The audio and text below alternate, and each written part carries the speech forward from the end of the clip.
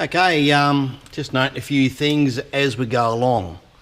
Point one, well, this.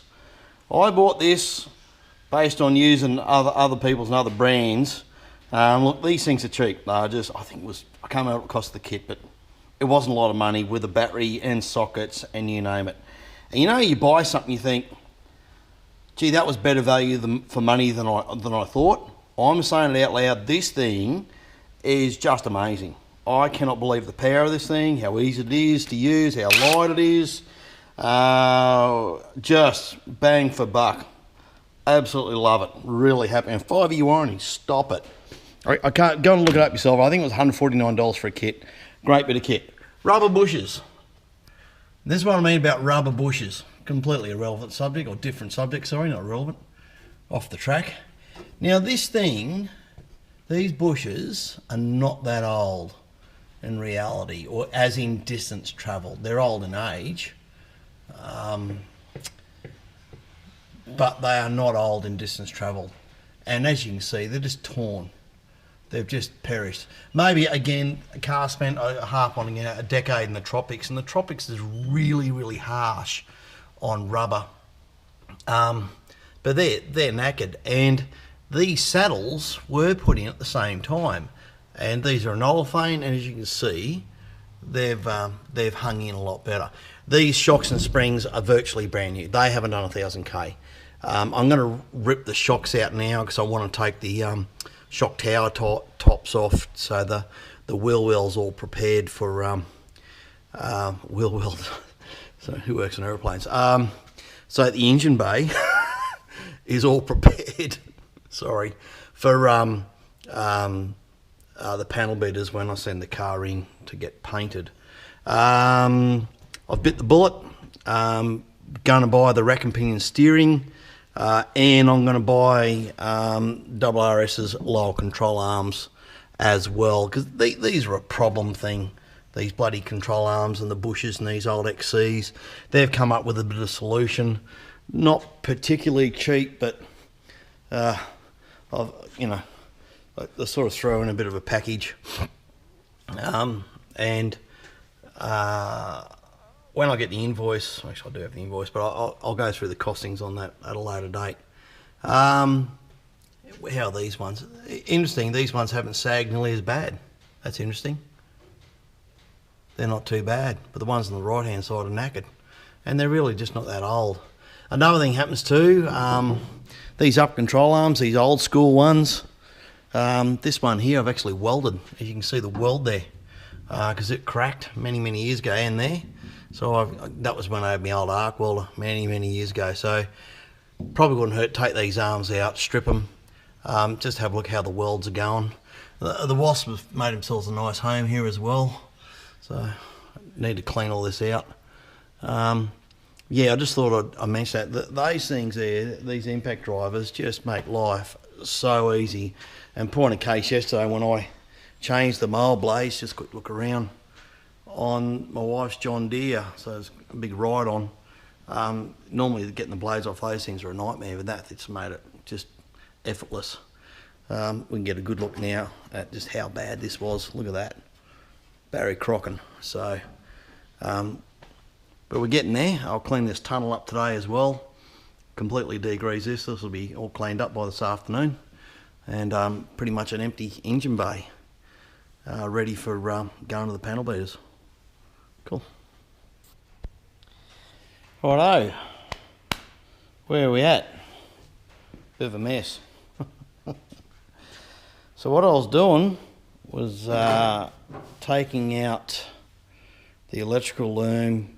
I'll take the booster out, clutch master, blah blah, clean the firewall up, and then I was going to push the car out, or I'm going to push the car out, and clean up this cross member so we can have a look at the disaster that thing is. And you can see there that, oh, maybe you can't, I don't know, but you can see that metal folded down, metal folded up situation. We'd call that bad.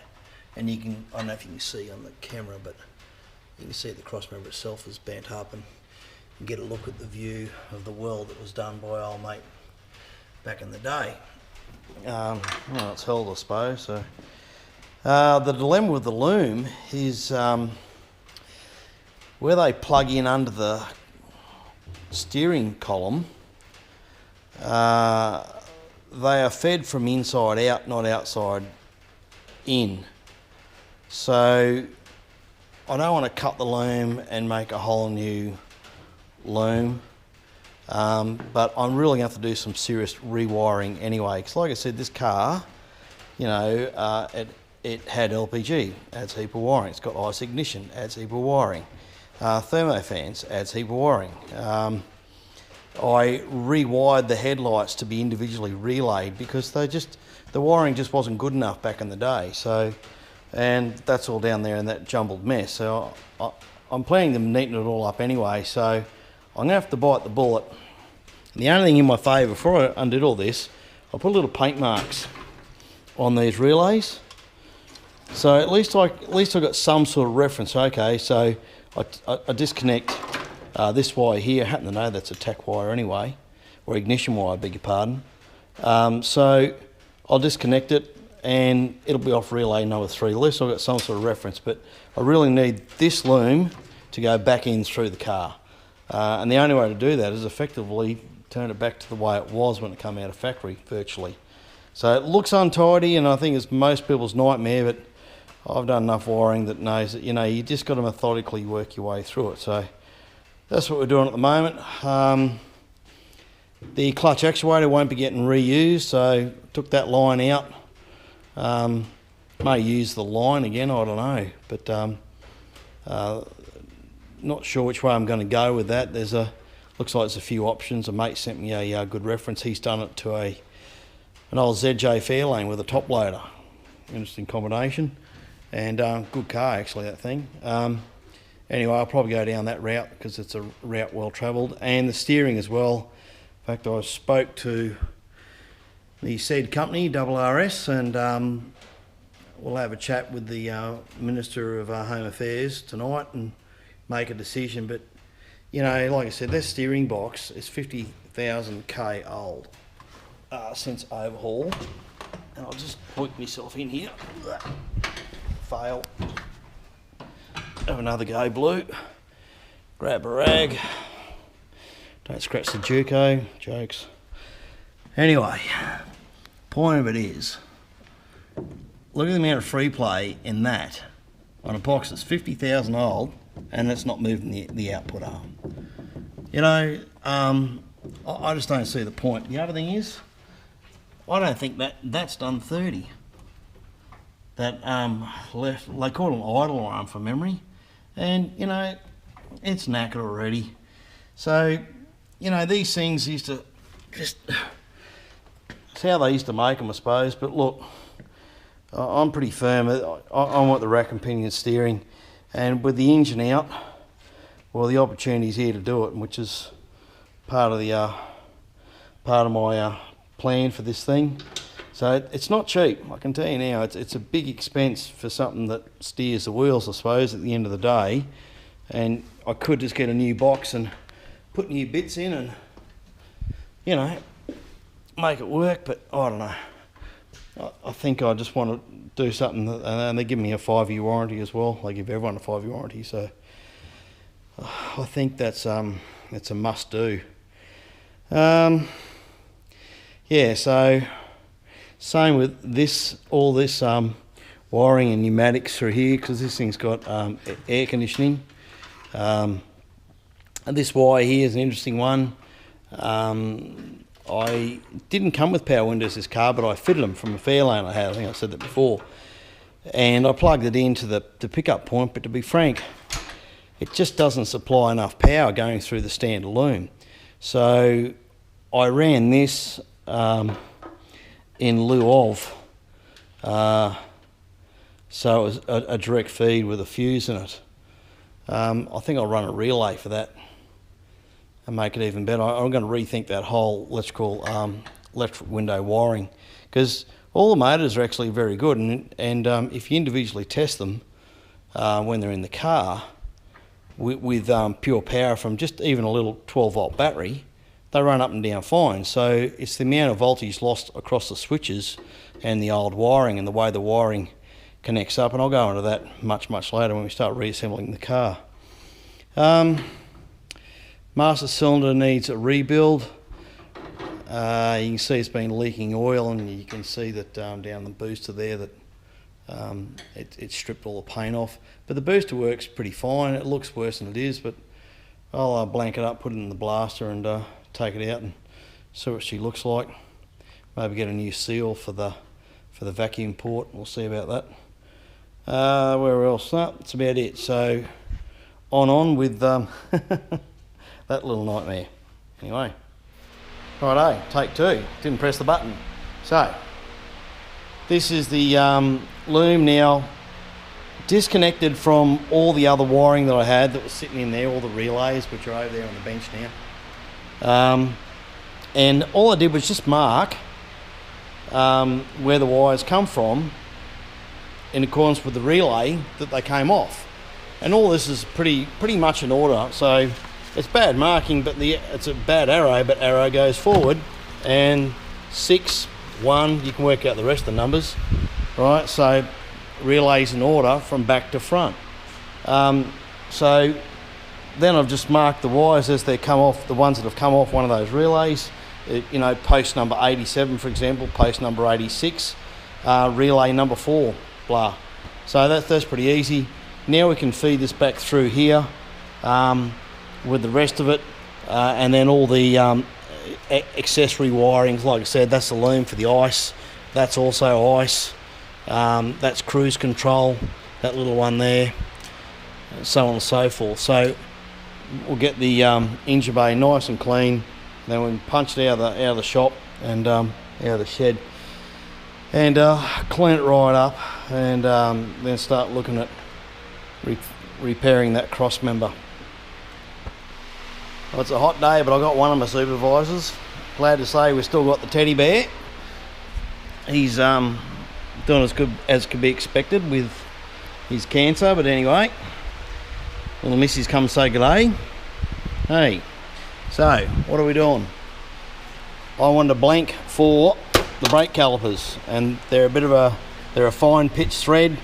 And what I've done is I've just saved these from the scrap. I've cut them off the old shackle pins from the XC here. So it happens to be the same thread. Nice. So obviously you can't use a banjo box, it's hollow and it bleeds, so we want something that'll seal it up. So I've just made these, and I'll keep them for future use. So if you're doing a brake job, you're going to do a line, you want to cap something up, like a brake caliper, and in it goes like so. Job done. So I hate fluid dripping everywhere, it drives me nuts. Anyway, it's unavoidable sometimes. The shed's in just a mess at the moment. It's just that stage of the job, so trying to do a big clean up. All these looms, need to pack them away. But anyway, brake booster. Alright, what are we doing now? I can't remember. That's always a problem. Oh, that's right, we'll clean up the engine bay. Righto, first things first. I was wrong. These will go out through that plug hole, so you can disconnect them from underneath the dash. Not easy, mind you. And then feed them out. So don't make it hard for yourself and do what I did and feed it the other way. Didn't need to do that, as it turned out. I was wrong. Happens. Glad I've done the job, but I don't know if you can see that. I think you can see that. So this is the main battery feeder into the ignition and the fuse box inside the car, and as you can see, that has got really hot and melted. Now what would have happened there is just the connection has just got corroded over the years, and corrosion causes resistance, and resistance, well, creates heat. Simple as that. That's what a heating element is. It's just a big resistor. I will strip that wire back and on the car side, and come up with put a new plug on it or something. We'll repair that. Obviously that's no good. It gives us good opportunity too to completely unravel the whole thing, which is what I like to do with these cables, and inspect them, especially where they've, you know, like on the this is the one for the that had the trailer loom on it. It was just complete rubbish. I've still got this out because I want to add a plug into here and use this loom for my boot solenoid, like I said before. So I finally got some of those. Just got to make it up. It's just too many jobs going on at once, which is something I don't like to do, but sometimes it's a bit unavoidable. You end up doing 3 things at once. But I guess if you're doing something like this, as long as you keep going forward, you're getting there. So we're getting there. Okay, I'm just preparing the engine bay for degrease and have a good look at it. And again, that cross member. Just ripping the data plates off. I thought I'd deliberately put these on the record, just because. Anyway, so and I'll mark them. So obviously this one will be left, that'll be right. So they go back into their original positions. But the good news is there's no rust under them. And actually this XC, this car, is really fantastic. You have a look along here, this is a common rust point for XCs. Particularly early ones, correct me if I'm wrong, some of them may, but I'm pretty sure that this lip was the other way around and it was a water trap. And I think this might have been an update mod. Might have been an XC mod from the XB. I'll have a look at my mate's car in Darwin when I head up there in a couple of weeks. And I just can't remember, but I do remember seeing some of the earlier ones, and this was upside down. It was a water trap at a rust point. But this old girl, she's just got nothing. So it's just a really good starting point. But again, that's why I bought the thing 20 odd years ago. The very first thing I did, as I said before, is rip the windscreen out. So I was trying to save the other one, but no. And yeah, as you can see, there's just no rust. And where the Fairlane I had before here, it was just gone there and gone up there. And this day and age, that car would have been repaired, because it really wasn't that bad. It had a few holes through to the torque box, but gee, some of the cars are getting repaired these days. But this one, she's just good from the get-go. So so I did just ripping them off. I'll take these labels off. I don't know if I'll put them back on. You can buy them. I know you can buy these labels. Don't know, it's all relevant running the ignition I'm running, but they look pretty cool. I don't know. I'm not really doing a retro job here, but maybe some things can stay. So anyway, on. Right, clean the shed out. It's going to blast the floor. There's a teddy bear there, defying the odds, aren't you, buddy? Hey, he's a good boy. Hey, not supposed to be with us, but you're with us and smiling and wagging your tail. He's a good boy, aren't you, mate? Hey, he's a battler. So, just going to degrease the floor, put the battery tray up here. I've got the pressure blaster there.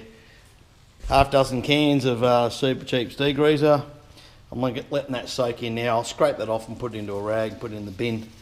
Probably the best way to do that. And the rest of it can go down the drain. And yes, it drains onto my own property, so everyone want to have a whinge. It's not going down anyone's sewer system, it goes onto our own grass. So I'll give this a good clean in and out the wheel wells. Yes, obviously I took the guards off because I need to clean all in there and get all that painted. So under close supervision of one teddy bear, one Matilda, we will proceed. Okay, so we're just looking at the cross member. Cleaned it all up yesterday. You can see the wells that were done years ago. You can see how badly cracked that is. Replacing that item there, the jacking pad, with this one here. It's got a nice 6mm doubler in it. So, replace that. I noticed it's got some spot welds there, and there, but doesn't look to be anything at the front of it, so that's interesting. I I'll take them off from the top down. You can see I've been grinding away some of the weld. It was just weld on weld when he did this, but oh well, it did the job, I suppose. I'll get the car down just quick, running out of memory space in this card.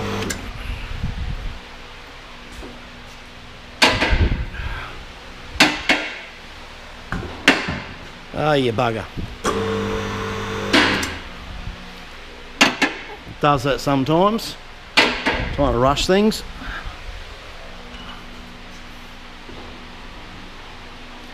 There we go, we're going to come.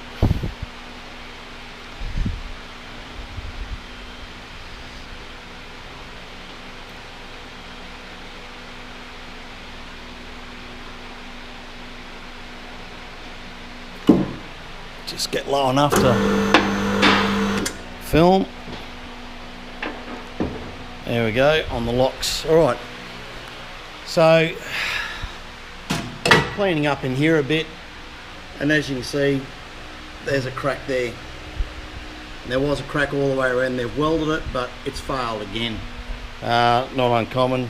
Now it's just cleaned up, you can see just how Barry Crockin' that was, so I'll cut that out today as well if I get this done. Oh, golly. So I'll break the spot welds. See, that one's already torn off. Now I'm wondering if it's really weird, this. It's as if that's been bent back or this has been bent up. I'd say that's what's happened. This has all been smashed up. That'll make sense. Interesting. See how the steering would get around that. Maybe it would.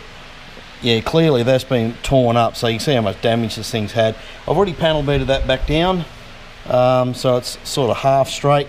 Looks to me like there's actually, once I grind through to here, it's probably going to be a crack in there. Could be a weld line, not sure. And that's definitely, there we go. That is definitely a crack. So that weld there is just ineffective. So I might have opened up since I've hit it. I'll take that back. That could be my doing this morning. So I'll continue panel beating this. We'll undo those spots that we saw from underneath. See if we can get the jacking pad off and re-weld all this up and then clean it up. Okay, so we're back with a cross member. I just thought I'd go through a few things. So this is the old jack pad. I'm not going to clean it up, I'm going to bin it. And you can see the spot welds and what they look like after you use the spot weld drill. And let me tell you, when I took this thing off, we'll come to the light of day a little bit. When I took this thing off, once I popped those 6 spot welds, the thing just fell off. Now if you have a look at the leading edge, you can see weld, and it's an example of rubbish weld or spot welds, because they really hadn't engaged the rest of the car.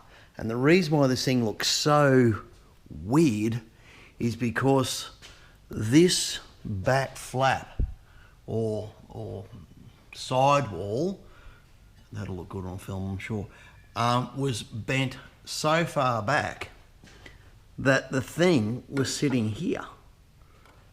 It should create a box section, which makes perfect sense. So I've belted 11 bejeebers out of this yesterday, and that was just bowed as well. Like, it had a big curvature on it. Now look, it's reasonably straight. It's not great, but it's a lot better obviously than what it was. And we're going to put the new one in, which I was describing yesterday. Gee golly, it's hot. It's really hot today. It's comfortably 40 degrees in this shop, no bloody shed. I'll put the fans on in a sec. So this is the new one with the heavy duty plate inside it. So I'm going to straighten all this up better.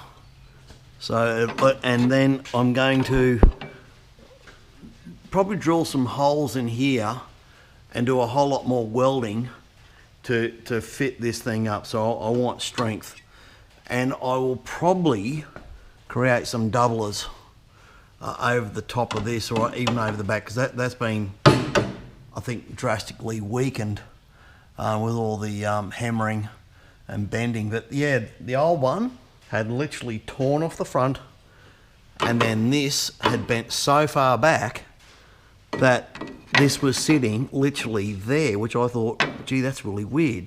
And I didn't have another one to go and look at to compare notes, and I've been looking at photos, and that was the other thing too, is when it was so far back, the reason that these were bent up, and I think my old mate Panelbed might have done that for me, was to stop the link, which currently isn't fitted, the steering would hit at those 2 points, which is why they were bent all the way up.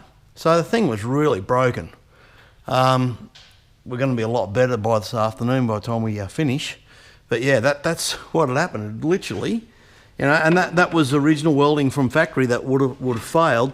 Like I said, the car paddock bashed real bad, and it literally tore it off there. Now what I really got to do is manipulate this so it's going to be nice and flat as well. So I've got a long way to go here. Long way to go. But yeah, this thing was pancaked really badly. So I've got to fix all that. Cheers. Alright. So, welded in patch here and a patch here. Pretty happy with the penetration of that weld. Yeah, it's not too bad. I haven't cleaned up on this side and probably won't because I'm lazy.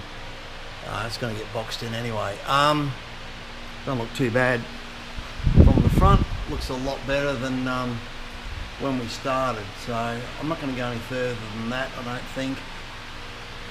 Although I might have another crack at that seam line of the weld. It's not actually a crack, it's just that seam line. The metal I used for that is actually thicker than this metal, and it's off the old one of these, so that was convenient. Because the problem is I needed it a bit stronger, because that's actually a double layer there.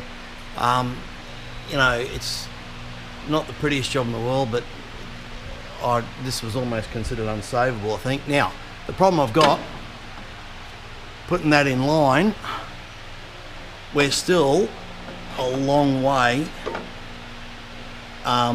back, so this should be sitting there. So what I've done, and that's just the bend in there, you can see the bend in there, and that's what the problem was. So the old one, like I said, it was hit that hard, it crushed that up, it ripped this off and bent this back so far that it was hitting the steering column, and they were bent out of the way to stop the steering column, so the car was not in good shape. So it looks a lot better. So what I've done is I'll put some relieving cuts in there. We'll give this another whack and see if we can get that nice and straight, and I expect the metal has been stretched and it'll fill into those gaps. Well, that's a theory anyway, it's probably rubbish. Anyway, we'll try. Alright, so managed to bend that in enough so we're pretty level. That's clamped in position. So I'll take it back off, weld some holes along that ridge there for weld points. I don't rely on just welding along the seam. I'll do a couple of zots, but not how I want to do it. And then I'm going to cut up this bit. This is the old one, like I said. Never throw anything out, the old man would say. And I'm going to cut that down just to mimic this area here. So I'll zip that up again. Then cut this and use it as a stiffener or a doubler for along here. In fact, I might use it the other way. I'll get used to that bend there as well. I'll see, but anyway, it's good scrap, and this is thicker, so it's reasonably thick, this, so we'll use that. Alright, I was going to film, I really needed to clamp this thing into place, and it's still not exactly right despite the clamping, but I've got it to a point where it is pretty straight, and these two holes that I've drilled will give me a start point to weld. I'm pretty happy with the alignment. Film, good filming as usual, blue, but anyway, I'm pretty happy with the alignment in here. I don't know if you can see that or not. There's still some manipulation to go, but that's okay. So this is going to have to be where my finger is. Oh, good one, you can't film it. Run here, mate. That one there going to have to be bent in, but we'll zod it because that line's pretty straight at the front. It's reasonably flat, which it wasn't before. Put the car down on weight just to see what would happen. Actually, this got worse. Once it went down on its wheels, and the wheel sort of wanted to pull back by that caster arm there. So that's telling me that, you know, when the wheel line was set up, this thing was under strain. So this obviously is pulling down. Now without the car on any weight, you can now, doesn't look easy, but I can actually move that up a little bit. When it's down on wheels, on its own weight, what weight's left in it, that's really tight. At least it's got some flexibility now. So I'm thinking and hoping it's undo that big nut, and that will release this back for when I put this radiator cross member back in. Because obviously you want to weld the car, you want the car to be as straight as possible, you know, so otherwise you're going to have all sorts of problems with wheel line. But obviously this thing was bent anyway, so it was still driving, but we'll get it straight. And as you can see, what I meant to point out is, look at that. So you get a straight edge there and my finger's straight enough. You can see just how far back that's pulled. So I'm hoping again undo this nut here, and that will hopefully permit us to come forward a bit. If not, I'll maybe manipulate the car by doing that one up tighter and trying to get these two equal. Not a good way to do business, but I don't see how else I can do this at home.